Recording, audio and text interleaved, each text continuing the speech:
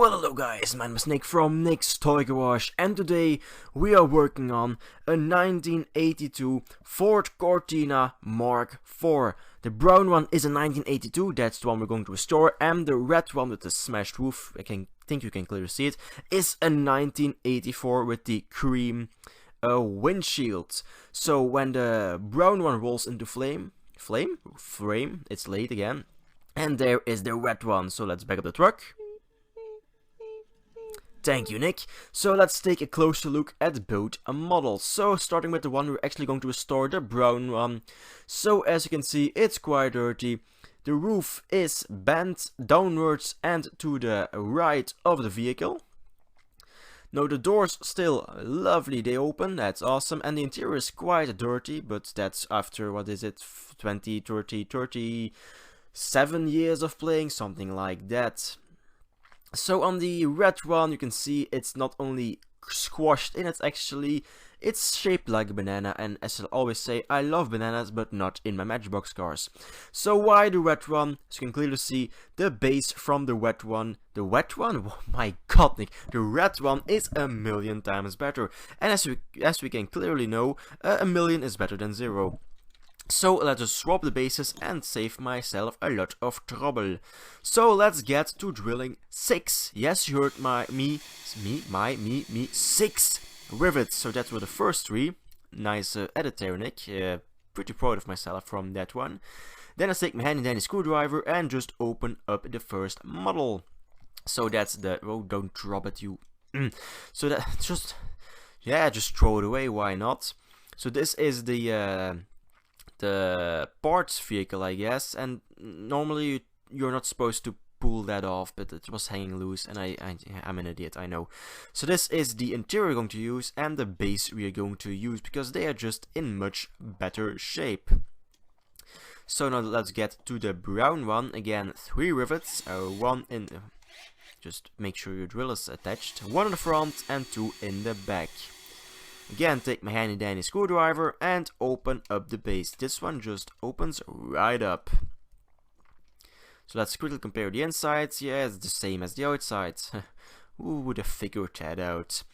So then let's compare interiors. This one has the opening doors and is a lot more yellow, but it is just the same interior. And then the glass, it's pretty scratched and yellowed up. I can get rid of the scratches, but not really the yellowish, tinty-ish, you know what I mean. So let's get to the most satisfying part of this video, thing I'm most proud of, my sand blasting cabinet. Just look at the paint fly off, I just love this. I really love using this thing when it works. It's already broken down once, which was my own fault, just so you guys know, but let's not talk about that anymore. So when the most satisfying part of this video is over, we move on to getting the roof straightened. So like I said, the roof is bent down and to the passenger side of the vehicle. So let's take my big hammer. Where is it? There it is. Let's just give it a good whack. Right there. No, let's not do that. Let's just...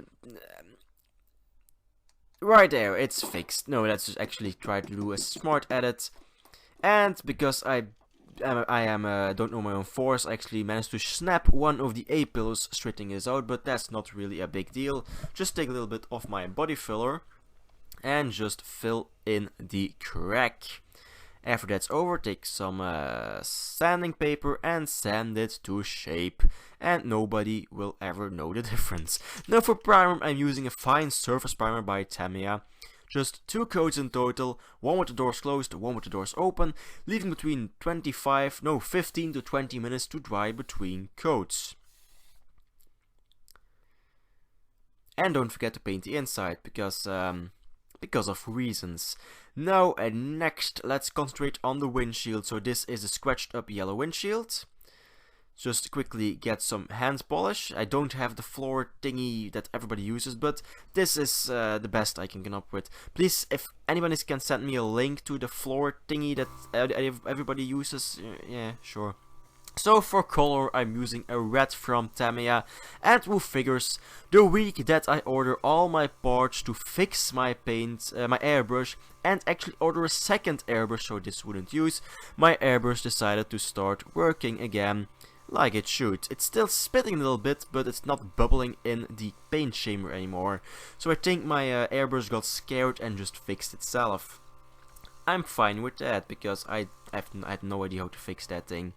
So 3 coats in total, leaving between 15 and 20 minutes to dry between coats, like always. And the red is just to honor the fallen Ford Cortina Mark IV with a squashed roof. I really want to know the history of that car, why it is that, well, broken, I guess. Now let's move on to my second favorite part of every restoration, the fine details. Well, there wasn't really much fine detail. I just painted in the 4 door handles. I didn't paint in the rear lights. I could have painted in the blinkers, but I don't have orange and I don't have yellow to make orange, and I'm not going to mix 2 different kind of paints, brand of paints. I don't really like that. So next, let's get to the base. I was actually not going to do this step, but I just didn't like the wheels, and I found some old Lamborghini wheels laying around in my parts bin. So with all the force in my world, well, all my force, I just snapped off the thing, and look really closely. Look, you're a snap, but the axle isn't broken. Wait, he will figure it out, look, and it's broken. I actually snapped a piece of my, that thing.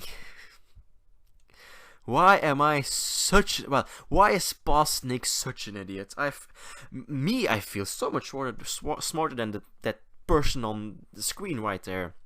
Oh, by the way, for those who cares, I found a job. I'm starting work on Monday at a car dealership, one of the biggest in Belgium. So I'm really looking forward to starting there. So personal life done. Let's get to reassembly. First, oh, not reassembly, the interior first. First, choosing what interior we're going to use, and then take my toothbrush and yeah, just that's cleaning it, Nick. You're a legend. Just scrape off the dirt and dust that built off over the last 30, I don't know, years. Snap off the towing hitch, because a Ford Cortina Mark IV doesn't need a tow hitch. And then let's get to reassembly. Also, the wheels and axle are glued in, because well, there wasn't really another way I could figure out to get without making new axles, of course, and I wasn't really planning on doing that. So first step, get the glass in. Second step, get the interior back in. And there is a fly. Go away. It's actually buzzing around the mic. I really hope you can't hear it, but it's annoying me. I don't stink that much that you need to fly around me, fly. Thank you. What's happening on screen? Oh yeah, I'm actually at this point the window actually dropped, so I decided to just take it apart again and glue the window in place with one, yes, you heard me right, one drop of my glue. So taking it apart again, adding the one drop of glue. Where is it? There it is. I think this is bison glue. Don't get it on your hands. Always use gloves when you use this glue, because I had it on my hand once and my hand is still stuck to my face to this day. You don't notice it because I have 3 arms in the video. No, that's going to be misinterpreted. Forgot to say anything. So let's get to reassembly again. The interior goes back into place. It's not that hard, Nick. Just snap it into place. Almost. He's doing it. Please give him a round of applause. Please. Right? No, it's in place. Please give him a round of applause. He means so well. So let's next. I can't talk. Snap the base back into place. And last step, take my screw and my, I don't know the English term for a rondel.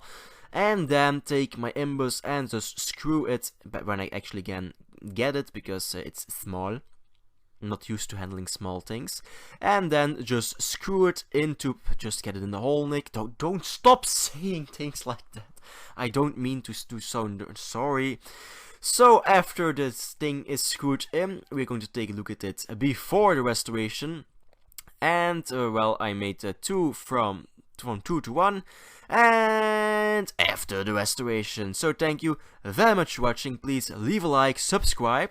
Hope to see you in a future video, and if you have any ideas for next restoration, please let me know in the comment section down below.